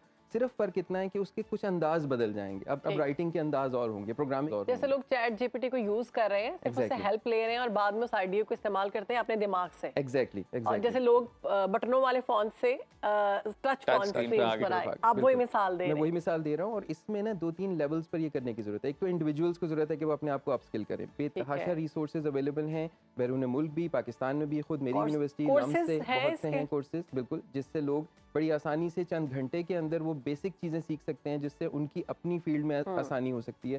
चैट जीपीटी या इस तरह की जनरेटिव एआई की दीगर चीज़ें यूज़ करते हुए आर्टिस्ट हैं, डेली यूज़ कर रहे हैं या मिड जर्नी यूज़ कर रहे हैं। सिमिलरली यहाँ ऑर्गेनाइजेशंस को इसको थोड़ा इंसेंटिवाइज करने की ज़रूरत है। यानी इदारे ये अपने एम्प्लॉयज़ के लिए ये चीज़ें आसान करें, क्योंकि उनका फ़ायदा है इन द लॉन्ग रन। कि अगर उनके एम्प्लॉयज़ 10 घंटे के काम को 3 घंटे में करने लगेंगे तो उनका भी फ़ायदा होगा और वो खुद ही कामयाबी हासिल होगी। एग्जैक्टली। और यानी फाइनली इसकी पॉलिसी कोई- लेवल, इसकी कोई कोर्सेज होने चाहिए, कोई क्लासेस होनी चाहिए हर शोबे में, आप समझ रहे हैं। एग्जैक्टली, हर शोबे के एतबार से कस्टमाइज क्लासेस। डीप फेक के बारे में मैं जानना चाहती हूँ। ये सवाल हम सबके दिमागों में है और खौफ की तरह एक फैल रहा है, या फिर आप समझे कि हर शख्स कहता है कि डीप फेक आपकी कभी भी बन के आ सकती है। आपकी मूवमेंट, आपकी हर चीज़, कोई इसको आम इंसान उसको नहीं समझ पाएगा कि ये डीप फेक है, उससे कैसे बचा जा सकता है? देखिए, पहली चीज़ तो ये कि जैसे आपने इसका कहा ना, डीप फेक के इर्द गिर्द, क्योंकि नाम उसका ऐसा बन गया डीप फेक, ओरिजिनली ये स्पीच सिंथेसिस या वीडियो सिंथेसिस की टेक्निक है। अच्छा। उसका जो एक समझे एक पहलू जो ज़्यादा मशहूर हो गया ना, वो उसका बुरा नोटोरियस वाला पहलू है। मैं आपको पहले पॉजिटिव साइड से शुरू करता हूँ। ज़िया साहब अब हमें नहीं रहे। आप फ़र्ज़ कीजिए कि इस वक्त एक नई नज़म को ज़िया साहब अपनी आवाज़ में पढ़ रहे हो। हाँ जी, ये चीज़ मुमकिन है। हम किसी भी सेलिब्रिटी की वॉइस को, उसके अंदाज को रेप्लिकेट कर सकते हैं। जाहिर है वो चीज़ें शायद नुआंसेस ना आ सकें जो उनके होते हुए वो नई तख्लीकी उसमें वो काविशें करते, लेकिन उसके बहुत हम करीब पहुंच सकते हैं। ये वो पॉजिटिव साइड्स हैं, और ये पूरा एक यानी एक दो चीज़ें नहीं है, हज़ारों चीज़ें हैं जो इसके फ़वाइद हैं। हाँ, अब इसके नुकसानात पर आते हैं कि यानी ज़ाहिर है इसका एक डिफेमेशन या किसी की जाली अंदाज में आवाज़, तस्वीर कॉपी कर लेना, वीडियो कॉपी कर लेना, उसके ऊपर कोई इल्ज़ाम तराशी कर देना, उसके लिए इस्तेमाल होता है। लेकिन यहाँ ये याद रखने की ज़रूरत है कि यहाँ ना एक चूहे बिल्ली की गेम मुसलसल चलती है। डीप फेक बनने का अंदाज आता है, उसकी डिटेक्शन का अंदाज आता है, फिर बेहतर डीप फेक आ जाते हैं, फिर बेहतर डिटेक्शन आ जाता है। ये एक एडवर्सेरियल अंदाज है, जैसे वो ताले और चाबी का होता है ना, आपने बेहतर ताला बनाया, उसको तोड़ना सीख लिया गया, फिर उससे बेहतर ताला आम आदमी को तो समझ नहीं आएगा ना। जी, आम आदमी के लिए सिर्फ ये है कि उसको सेंसिटाइज कर दिया जाए कि ये मुमकिन है। यानी हमारी आवाम अगर ये आदत डाल ले ना कि कोई खबर, कोई तस्वीर, कोई वीडियो उनके पास अगर आती है सोशल मीडिया के ऊपर, तो फ़ौरन यकीन नहीं करना, उसकी फैक्ट चेकिंग करनी है, उसका सोर्स देखना है कि कहाँ से आ रही है। वो जो एक है ना हमें ट्रिगर हैप्पी कि हम फॉरेन चीज़ को शेयर करते हैं कि सबको पता लग जाना चाहिए, उससे पहले वेरीफाई नहीं करते, या कभी कभी साथ ये लिख देते हैं कि जी मैंने वेरीफाई नहीं किया, आप खुद कर लें, और सब इसी तरह शेयर करते जाएंगे। ये वो बिहेवियर्स हैं जो रिस्की हैं, जिसके नतीजे में डिफेमेशन और ये चीज़ें ज़्यादा फैलती हैं।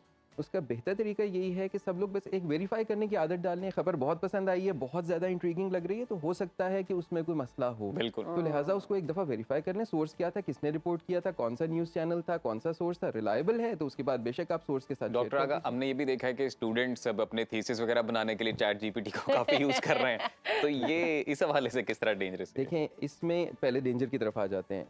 GPT-4 के बाद से जो राइटिंग के बेंचमार्क्स हैं वो ह्यूमन बेंचमार्क्स तक पहुंचना शुरू हो गए। गूगल का जो जेमिनाई है वो तो ये भी क्लेम कर रहा है कि कुछ बेंचमार्क्स में ये ह्यूमन राइटिंग से बेहतर परफॉर्म कर रहा है। अभी वो आनी है, उनका अल्ट्रा वर्जन अभी आना है, लेकिन ये उसके बाद मालूम होगा। तो जो रिस्क है यहाँ पर, और अगेन ये बात अभी कम लोगों को शायद मालूम है कि इस वक्त हमारे जो प्लेजरिज्म डिटेक्शन सिस्टम्स हैं वो इस सवाल को कि ये राइटिंग इंसान ने लिखी है या मशीन ने, इसका रिलायबली जवाब नहीं दे सकते। अच्छा, ठीक है, इस सवाल का इसका दे सकते हैं कि जी फरजाना ने लिखी है या मशीन ने लिखी है। अगर हमने फरजाना की राइटिंग्स पे ट्रेन किया हुआ है तो then we can find out कि जी उनकी, पहले हम कॉपी पेस्ट करते थे तो पता लग जाता था। अब ये मशीन वर्सेस ह्यूमन अभी फिलहाल आंसरेबल नहीं है, शायद सून हो जाए, अभी नहीं है। However, आपने तो आइडिया दे दिया, आवाम अब खुल के करेगी। तो इस वजह से अब मैं अपने लोगों की तरफ आता हूँ, एजुकेटर्स की तरफ। हमें बदलना होगा असाइनमेंट्स और असेसमेंट्स के अंदाज को।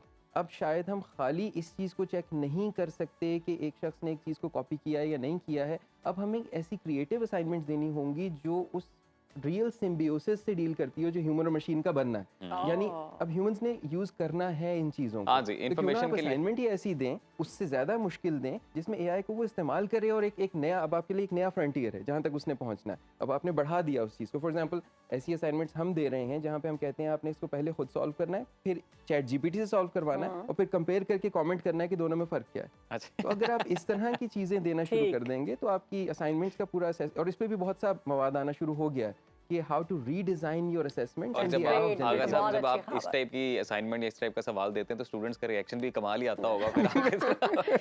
थैंक यू सो मच आगा साहब, आपने मेरे वक्त दिया, और ये बड़ा अहम टॉपिक था जिस पर बात करना बहुत ज़रूरी थी। और आई होप कि आप लोगों को भी थोड़ा सा सुकून और खुशी भी हुई होगी कि इसमें आसानियां भी हैं, इसमें मजीद बहुत ज़्यादा जॉब्स भी आ रही हैं, स्कोप है जी, और आप अपग्रेड करें अपनी स्किल को भी, नई जॉब्स भी इंट्रोड्यूस होने वाली हैं। तो हम इस अच्छे नोट के साथ ब्रेक शामिल करते हैं, ब्रेक के बाद वापस आएंगे।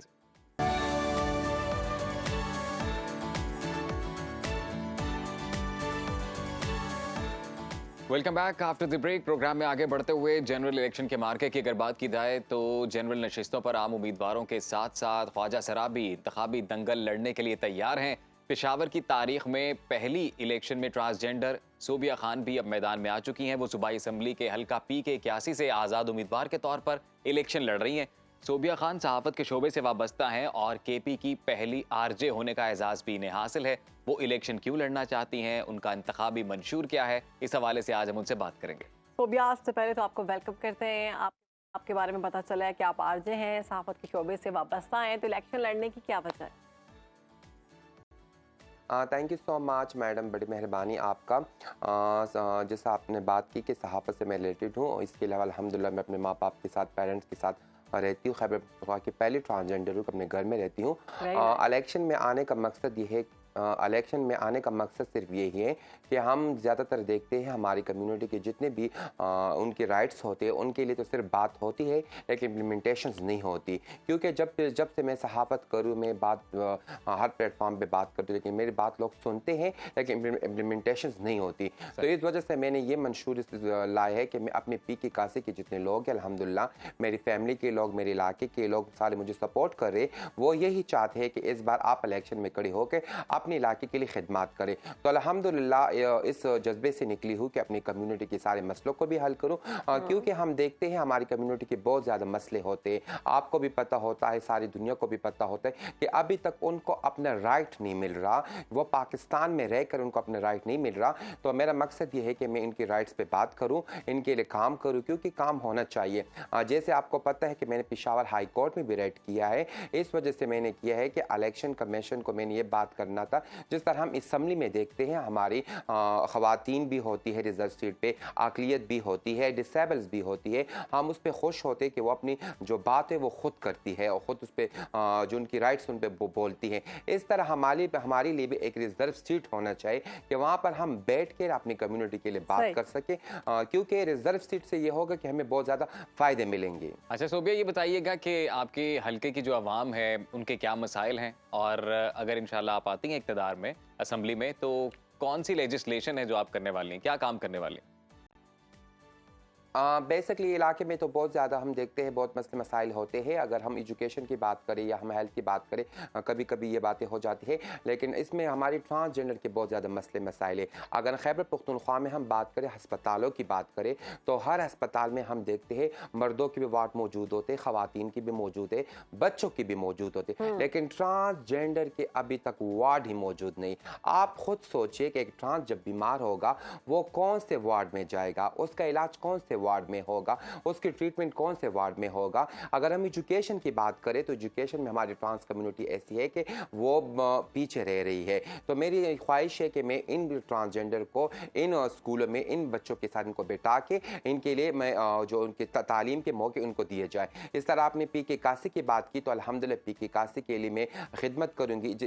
जो ख़वातीन है हमारी जो गुर्बत की वजह से दूसरे घरों में वो काम करती है, आपको पता है 5,000 या 4,000 रुपये वो काम करती है। तो मेरा मकसद ये कि मैं इनके लिए काम कर सकूँ, उनको अपने घर में बैठा के कि वो अपने बच्चों के मुस्तकबिल के लिए सोचे, वो घर से बाहर ना निकले। इनके लिए मैं फंडिंग का एक स्कीम बनाऊँ कि वहाँ उसको अच्छी तरह से उनको पैसे मिले कि वो अपने बच्चों की तालीम पे फोकस करे। तो इंशाल्लाह PK कासी के मैं बड़े काम भी किए। ख्वाजा सरा के साथ बहुत नारवा सलूक किया जाता है, उनको कम्युनिटी इस तरह से एक्सेप्ट नहीं करती, तो क्या लगता है कि आपको लोग एक्सेप्ट करेंगे, किसी सियासतदान के तौर पर आपका साथ देंगे?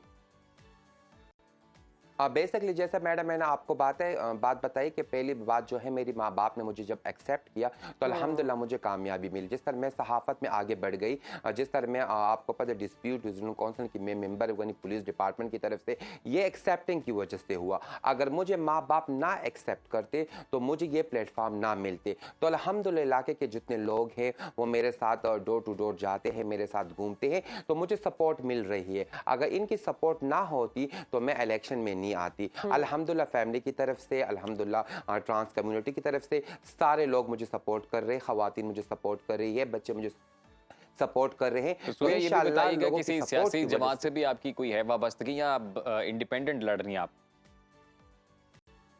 मैं तो अभी मेरे जो इलेक्शन है, जो जनरल इलेक्शन पे लोगों ने मेरा नाम मुंतखब हुआ है, जिससे मैंने आपको स्टार्ट में बताया कि मैंने पेशावर हाई कोर्ट में रेड भी इस वजह से किया है कि हमें मखसूस नशिस्त दिया जाए। अगर हमें मखसूस नशिस्त दिया जाएगा तो इस पे हम इजी आ जाएंगे। आपको पता है एक जगह पे हमें कहते हैं कि मजलूम तबका है, कमज़ोर तबका है, फिर कमज़ोर तबका जनरल इलेक्शन कैसे लड़ेगा? तो मैं तमाम पाकिस्तान की टीम जो है वो आपको बेस्ट विशेस दे रही है, आप कामयाब हों और आप अपने मुल्क के लिए एक बेहतरीन काम करें। Thank you so much. तो व्यूअर्स, यहाँ पर हम ब्रेक शामिल करते हैं, ब्रेक के बाद वापस आते हैं।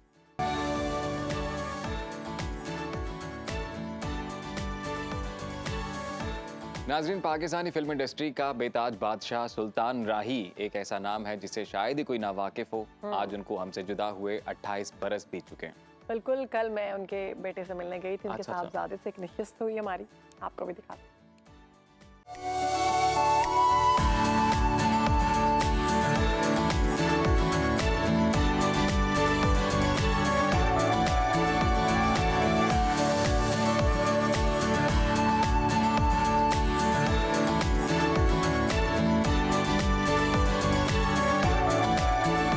पाकिस्तान फिल्म इंडस्ट्री के बेताज बादशाह सुल्तान राही की हम बात करेंगे। उनको बिछड़े हुए 28 बरस बीत चुके हैं।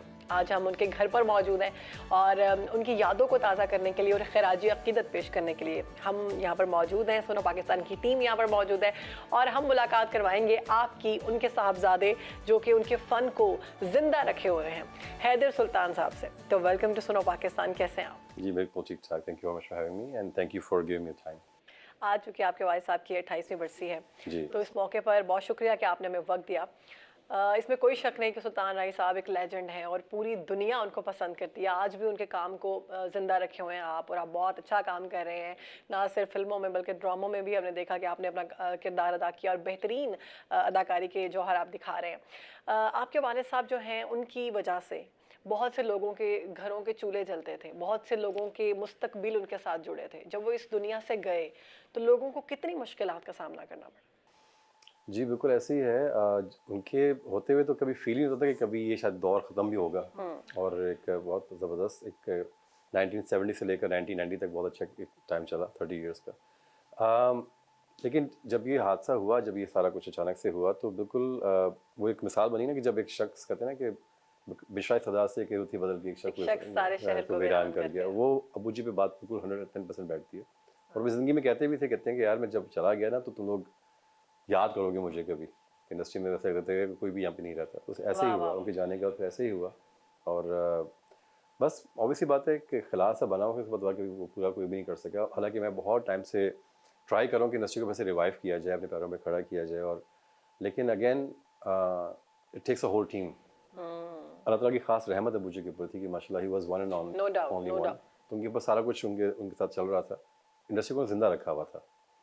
लेकिन I am also trying to do that now. लेकिन ये कि it's gonna take a little bit time to revive it. मैं खुद उनकी बहुत बड़ी फ़ैन हूँ और मैं ये अवार्ड्स देख रही थी, ये सारे अवार्ड्स सुल्तान राही साहब के, मतलब इतने ज़्यादा अवार्ड्स कि आपको देखते हुए पढ़ते हुए वक्त लगता है। और आप सोचें कि एक शख्स ने अपनी पूरी ज़िंदगी लगाई काम में और फिर उसको ये रिवॉर्ड के तौर पर मिला। अब चूँकि आप उनके साहबजादे हैं और आप भी फिल्म इंडस्ट्री को ज़िंदा रखने की कोशिश कर रहे हैं और अपने फ़न का लोहा मनवा रहे हैं, तो क्या समझते हैं कि आप उस मयार पर पूरा उतर रहे हैं? देखें, बात ये है कि जब इतना बड़ा नाम आपके साथ अटैच होता है ना, तो आपको डबल जोर लगाना पड़ता है। वैसे ही आपका प्रेशर बढ़ जाता है अपने नाम को बनाने के लिए, मनवाने के लिए। लेकिन अल्हम्दुलिल्लाह आई थिंक कुछ तो मैं सही किया होगा, क्योंकि एक फेस रिकग्निशन अल्हम्दुलिल्लाह जो मेरी बन चुकी है कि लोग फेस पहचानते हैं कि जी ये। उससे ये ना कि लोगों के दिमाग में सुल्तान राही के बेटे हैं आप, हैदर सुल्तान। बिल्कुल ऐसे तो आप लोगों का जो है ना लेवल बहुत आप हो चुका है। बिल्कुल ऐसे ही, बिल्कुल ऐसे ही। और अल्हम्दुलिल्लाह जो लोग हैं, जो फैंस हैं, वो अभी तक जब भी मुझसे मिलते हैं तो ऐसे ही प्यार करते हैं, कहते हैं जी हमें अब आप मेरे ऐसा नजर आते हैं। क्या बात है, इसमें कोई शक नहीं कि आप में आपके वालिद साहब की झलक नजर आ रही है, हम भी महसूस कर सकते हैं। इवन आप जब एंटर हुए ना, तो मैं अपने प्रोड्यूसर से कह रही थी कि ऐसे लग रहे हैं सुल्तान राही साहब आए। अब मैं उनको अब उनकी जिंदगी में तो नहीं मिल सकी, बट आपसे मिलके that's a big compliment from me, thank you so much, thank you so much. So I am trying my level best to do my whatever I can. और दूसरी बात ये है कि 28 साल गुजर गए और यकीन करें कि लोगों का प्यार दिन ब दिन बढ़ता ही जा रहा है उनके लिए। जब भी कभी उनकी बरसी होती है, लोग पूरे पाकिस्तान से आते हैं, कहाँ से आते हैं मुझे नहीं पता, और कभी भी किसी को कॉल मैंने नहीं किया, खुद से आते हैं। क्या बात है। और बहुत से लोग तो लग के रोना भी शुरू कर देते हैं कि यार मतलब है कि अब उनके एक जज्बात उनकी मैं आपको लेवल नहीं बता सकता। तो मुझे बहुत अच्छा लगता है, उनके पीछे बैठता हूँ, टाइम देता हूँ उनको। और अबू जी का भी यही कहता है कि बेटा कभी ज़िंदगी में जितना मर्जी भी आपको अरूज मिले, आज जी में ही रहना है आपने, वो भी माशाल्लाह सारी ज़िंदगी ऐसे ही रहे। तो मेरी कोशिश ये होती है कि मैं जितना, जैसे अबू जी लाइफ में लाइफ स्पेंड करते थे, मैं भी वैसे करने की कोशिश कर रहा हूँ, on camera end of camera. क्या बात है। अच्छा, चूँकि ऑन कैमरा और ऑफ कैमरा की आपने बात खुद से कर ली, मेरे दिमाग में यही सवाल था कि ऑन कैमरा तो हमने उनको देखा, बड़े दबंग थे और ज़बरदस्त, और मतलब पूरे शहर को हिला देने वाला एक शख्स, क्या घर में भी इतने सख्त थे? देखा था जो पिक्चर लगी इसमें, जिसमें वो खाना काबा के खड़े हैं, ये अबू जी का रियलिटी थी उनकी ज़िंदगी की, कि स्क्रीन पे जितने वो माशाल्लाह एग्रेसिव थे, ज़िंदगी में उतने ही हम्बल और सॉफ्ट स्पोकन और फुल ऑफ लाइफ, हंसी मजाक करने वाले। और उनको अच्छा लगता था, टाइम उनके पास होता नहीं था, पहली बात तो ये है, 24 आवर्स 22 आवर्स काम करते थे, लेकिन जो भी उनके पास टाइम अवेलेबल था that was with the family. और जब हम लोग अमेरिका शिफ्ट हो गए थे तो फिर वो मिलने के लिए वहाँ पे भी आते थे। अच्छा। तो 1 महीना मुश्किल से निकला था आपने उनके अपनी पास। जिंदगी का कुछ वक्त अमेरिका में गुजारा? जी जी, pretty much all my life वहीं पे ज़्यादा गुजारी। तो फिर अब पाकिस्तान में रहना कैसे आपने डिसाइड किया? मेरा ओरिजिनली प्लान तो ये था कि कुछ टाइम के बाद मैंने वापस जाना था। I came in 92 to do a film with Abu ji. तो फिर मैंने इनसे कहा था कि मैंने करके मैंने वापस जाना है, लेकिन उसके बाद मुझे इतनी फिल्म ऑफर होना शुरू हो गई, then I stuck around here. आपको लगा कि मैंने बाप की लेगेसी को आगे लेकर चलूं? जी बिल्कुल, अल्हम्दुलिल्लाह। और जैसे जैसे आप एज में मैच्योर होते हैं, काम में मैच्योर होते हैं, आपको समझ में आता है कि नहीं यार ये मुझे कैरी ऑन करना है, एक आपके ऊपर एक रिस्पॉन्सिबिलिटी आ जाती है। तो that's what I am feeling right now. और कभी कोई ऐसा वाकया जो आपके बचपन का आपको बड़ा याद आता हो आपके वालिद के साथ, जो बड़ा लाइक डिफरेंट वाकया हो? स्कूल का वाकया मुझे याद है कि अबू जी कभी भी स्कूल लेने हमें आ सकते नहीं थे, टाइम ही था उनके पास। तो एक दफ़ा ऐसे हुआ था कि हमारे मेरे जो मामू थे वो दफ़ा वो गाड़ी पे इधर की गाड़ी आई है और इधर से अचानक अबू जी की गाड़ी आई। तो मैं देख के तो मैं परेशान हो गया, अबू जी आ गए? अबू जी आ गए। लेकिन उसके बाद फिर हुआ यही कि वो मुझे वजह समझ में आया कि क्यों नहीं आते थे। कि जैसे उनकी गाड़ी खड़ी हुई फिर मैं उस गाड़ी में नहीं बैठ सका, लोगों ने घेर लिया उसको और इतना overwhelmingly I was like what's going on. मैं छोटा सा बच्चा था कि क्या हो रहा है, आई डोंट नो कि स्टारडम क्या था, आई डोंट नो दैट, लेकिन I saw that I was like wow. तो फिर मुझे ने कहा कि बेटा आप उसी में चले जाओ, मैं यहाँ से वापस चला जाता हूँ। तो आपने कभी बताया कि बच्चों को, अपने फ्रेंड्स को कि मैं सुल्तान राय का बेटा हूँ? मुझे बताने की जरूरत नहीं थी, वो टीचर्स वगैरह को सबको पहले से पता था कि किनके फैमिली यहाँ पे आती है पढ़ने के। तो वो मुझे अक्सर टीचर कहती थी कभी अपने वाले साहब को कहे ना कि आपको लेने के लिए आए। टीचर उनकी फैन होंगी ना, बिल्कुल ऐसे क्रश होगा आपके अब्बा पे। बिल्कुल ऐसे उन्होंने कहा जी क्योंकि मैंने ऑटोग्राफ लेना है तो उनको कहें कभी आपको। ऐसा तो नहीं आपके टीचर में नंबर लगा दो, मैं आपको अब्बा का ऑटोग्राफ दूंगा? नहीं, I wish that was the case, लेकिन ऐसा कभी नहीं, they were very strict like that. लेकिन ये था कि अल्हम्दुलिल्लाह जितना भी अबू जी के पास time, I mean he was so much full of life. मैं कहता हूँ कि इतनी अच्छी माशाल्लाह अपनी ज़िंदगी को गुजार कर गए हैं कि एक तो अरूज भी माशाल्लाह कमाल का देखा और उसके बाद लोगों के दिलों में प्यार भी कमाल का देखा उनका मैंने। बेशक अभी भी देखे ना, लोग उनको याद किए हुए हैं। हम यहाँ पर आपसे मुलाकात करने आए हैं, ये जस्ट मोहब्बत है, ये उनका काम है और ये आपका आगे से इखलाक है जो आप लेकर चल रहे हैं। वरना बहुत सारी ऐसी औलादें होती हैं जो नहीं उनकी लेगेसी को आगे बढ़ाती, जो कि जैसे आप बता रहे हैं कि आप अमेरिका में सेटल्ड थे, तो ये बहुत बड़ा फैसला है कि आप पाकिस्तान में रहें और आप अपने वालिद की लेगेसी को आगे लेकर चलें। अच्छा, ये तो होगी बात। अब अगली बात जो मेरे दिमाग में आ रही थी जब आप बोल रहे थे कि लाइक आपके वालिद साहब जो हैं वो कभी मार पड़ी आपको? शुक्र अल्लाह का कि नहीं पड़ी क्योंकि इतने मसलों के भारी हाथ थे। उसको क्या कहते हैं, गंडेसा या गंडासा? गंडासा। उससे कभी नहीं मारा उन्होंने? उसका टोटा था पड़ा भी हुआ। नहीं कभी ऐसा नहीं हुआ। इधर आओ ठाठा। नहीं कभी भी ऐसे नहीं हुआ क्योंकि मुझे इतना याद पड़ता है कि मुझे जिंदगी में शायद 2 दफा हमें डांटा होगा कभी। अच्छा, बस इतने हम्बल थे वो? कभी भी उन्होंने ये नहीं कभी किया कि नॉट ओनली मी, जितने हमारे बहन भाई थे कभी भी किसी को उन्होंने ऐसे भी कभी नहीं किया होगा। और आप सारे बहन भाई में सिर्फ आप फिल्म इंडस्ट्री में? I am the only one, yes, I am the youngest one in the family. और ये मेरे जो 2 बड़े भाई हैं बाबर भाई और तारिक, वो अमेरिका में सेटल हैं, सब अमेरिका में सेटल हैं। अच्छा, और आप? तो मैं बस, हाँ जी, मुझे असल में इसी एज में जिसमें मेरी पिक्चर लगी हुई है इसमें मुझे शौक हो चुका हुआ था। इसमें से कौन से वाला? गेस करें आप, मैं बताऊंगा आपको। व्हाइट में। मैं बता रही लगी थी, लेकिन तीनों की बहुत शक्ल मिल रही है पास से। राइट, नहीं ऑन द राइट, दैट्स 3 भाई हैं। हाँ, 3 भाई और बहनें? 2 बहनें माशाल्लाह। तो सब भाई नहीं है, तो हम लोग इतनी एज के हम बात चले गए थे हम लोग। तो कभी ऐसा वक्त आया जब आपने अपने वालिद साहब को बहुत मिस किया और आपको लगा कि नहीं इस वक्त मेरे वालिद को मेरे साथ होना चाहिए था? मेरे ख्याल से वैसे तो रोज ही करते हैं, लेकिन बिल्कुल ऐसे ही है, बिल्कुल ऐसे नहीं, specially when I am on a shoot. तो मुझे फिर उसको जब वो डायरेक्टर मुझसे कहते हैं जी कि थोड़ा सा भाई साहब के थोड़ा स्टाइल में आप आएँ, थोड़ा बोलें करें, तो मैं कहता हूँ काश मुझे अभी थोड़ा सा गाइडलाइन देने के लिए यहाँ पे मौजूद होते कि लेकिन मैंने आई फील वेरी फॉर्चुनेट कि मैंने अबू जी के साथ 5 फिल्में की हैं। हाँ, मैं यही कहने लगी थी, काम जो आपने स्टार्ट किया था वालिद के साथ किया था, पहले वही मेरे अबू जी के साथ गाइडलाइन दी थी उन्होंने? नहीं, कभी उन्होंने मुझे ये जरूर कहा था कि बेटा कभी आपने ना कोशिश मत करना कि मेरा स्टाइल आप में आए, आपने अपना स्टाइल लेके आना। तो मैंने यही किया। तो फिर डे 1 से मेरा यही था कि रोमांटिक चॉकलेट हीरो का मेरा रोल था, गाने, डांसिंग नंबर सारा वो था। लेकिन एज टाइम वेंट लॉन्ग फिर मैंने ये फील किया कि जब मैंने अबू जी का हल्का सा मैंने स्टाइल अपने में लिया अब आके, तो वो मेरे जो प्रोड्यूसर्स हैं और जो अबू जी के फैन हैं खासतौर पे, वो बहुत पसंद कर रहे हैं। क्या बात है। मैंने अब 100% तो कभी लोग जो हैं वो आपके काम को बहुत पसंद कर रहे हैं। एक आपका सीन मैंने भी देखा था फायर मारते हुए एक्शन ऑब्वियसली बिल्कुल ऐसे ही है, जैसे आपकी एंट्री हुई ना वो बिल्कुल आपके वालिद की तरह सुल्तान राय की एंट्री लग रही है। वो क्या कहते हैं इसको, रिक्रिएट किया। बिल्कुल ऐसी है। तो मैंने ये किया है कि मैंने उनको एग्जैक्ट तो कॉपी नहीं करता और करना चाहिए भी नहीं, हीरो वन एंड ओनली।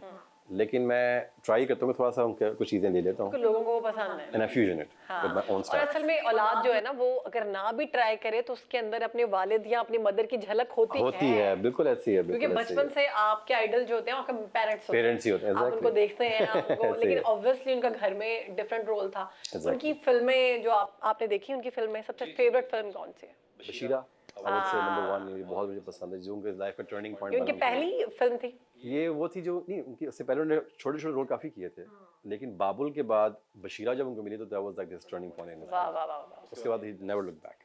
और 800 मूवीज में उन्होंने काम किया, 500 मूवीज में वो एज अ हीरो आए हैं।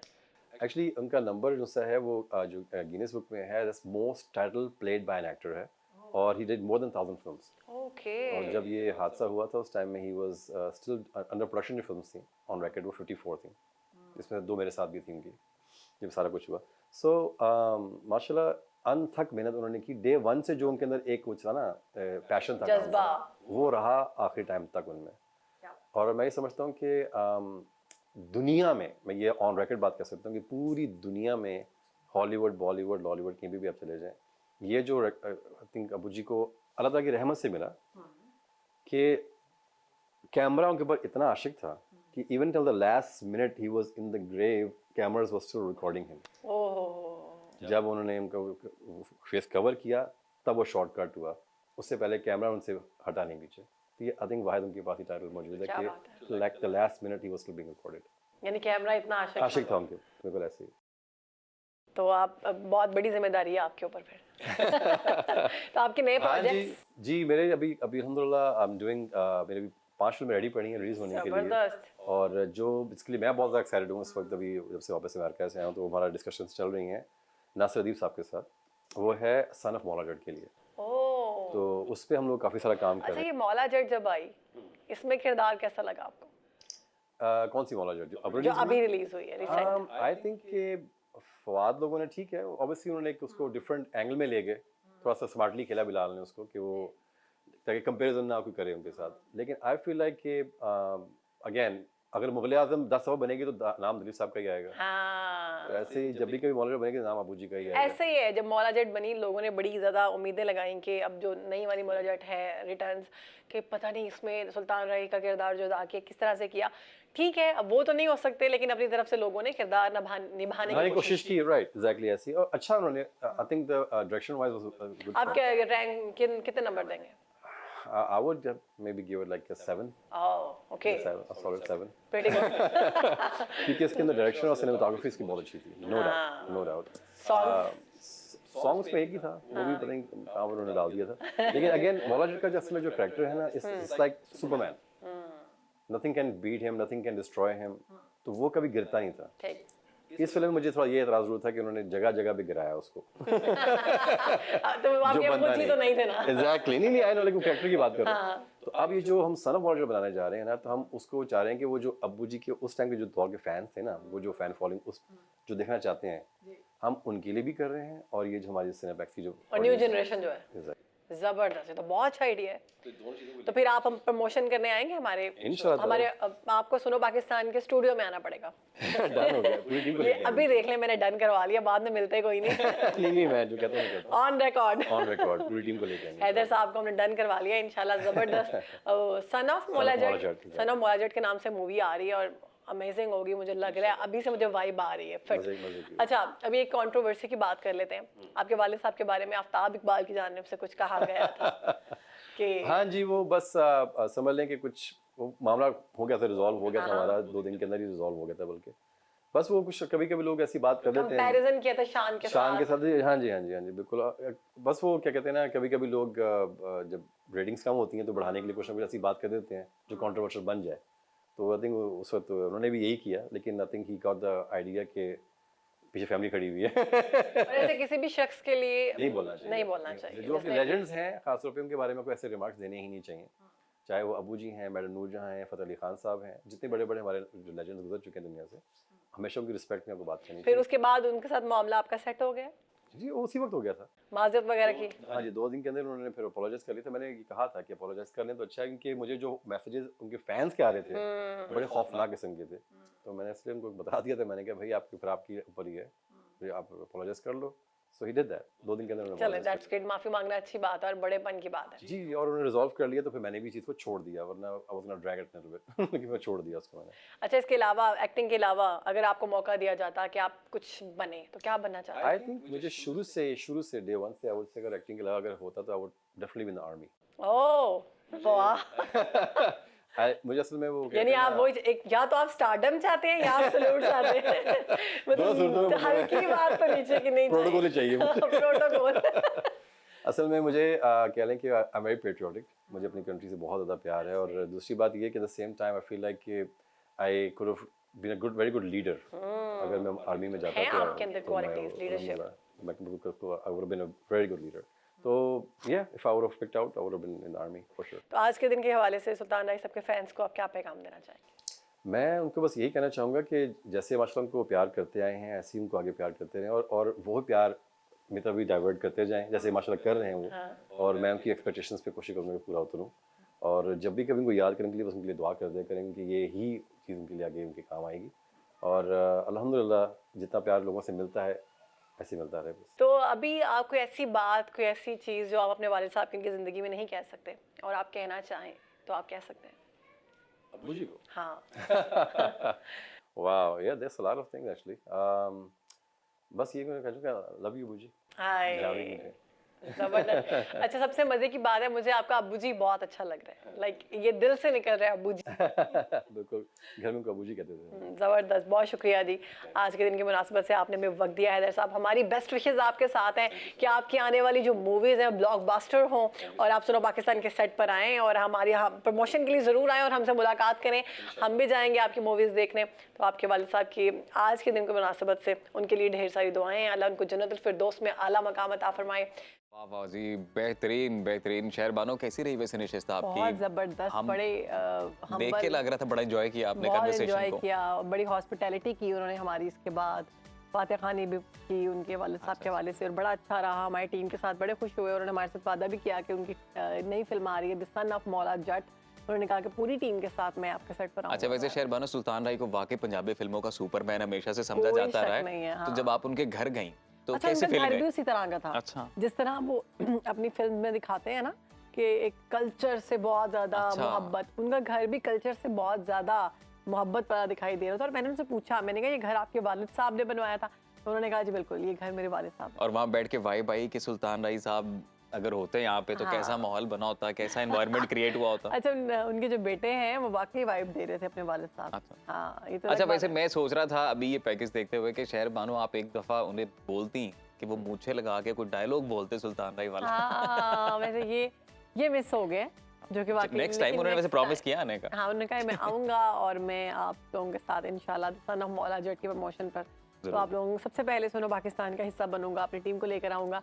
खैर, जो सारी निशिस्त थी वो बड़ी अच्छी रही और बड़ा अच्छा रहा और हमें अपने लेजेंड्स को याद रखना चाहिए, हमें उनको ट्रिब्यूट पेश करना चाहिए क्योंकि वो हमारे लेजेंड हैं। आज के प्रोग्राम से हमें दीजिए इजाज़त, इंशाल्लाह कल आपसे मुलाकात होगी, तब तक के लिए अल्लाह हाफ़िज़।